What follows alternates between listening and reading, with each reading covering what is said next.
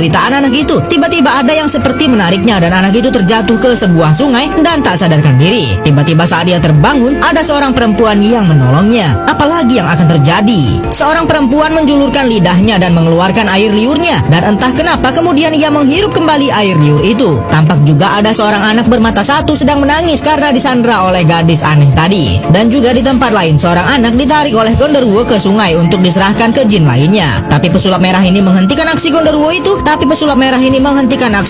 itu dan berusaha menenangkan anak itu. Dan setelah anak itu dibawa ke suatu tempat oleh Gondorwo tadi, anak itu bersama dengan Gondorwo yang aneh tadi pergi ke sebuah gua yang sangat mengerikan. Tapi jalan mereka terhalangi oleh jembatan yang tampak mengerikan sekali kondisinya. Gondorwo itu terlihat sangat sombong, merasa akan mudah sekali melewati jembatan itu, dan karma cepat sekali datang. Jembatan itu jeblos dan Gondorwo itu hampir saja terjatuh ke bawah jembatan. Beruntung saja ia masih bisa berpegangan di tali jembatan itu yang putus, dan anak yang dari tadi ia ganggu justru menyelamatkannya. Dan saat mereka melanjutkan perjalanan, malah tiba-tiba jatuh sebuah batu besar raksasa entah dari mana. Mereka semua sempat terdiam dan batu itu mengarah ke mereka. Gondorwo itu malah berlari ke depan, sedangkan yang lain hanya menghindar ke tepi gua itu. Sehingga batu itu terus mengejar Gondorwo sampai akhirnya Gondorwo itu gepeng terlindas batu raksasa, dan kini Gondorwo itu menjadi tipis seperti kertas. Anak yang dari tadi diganggu Gondorwo itu merasa senang karena Gondorwo itu tersiksa.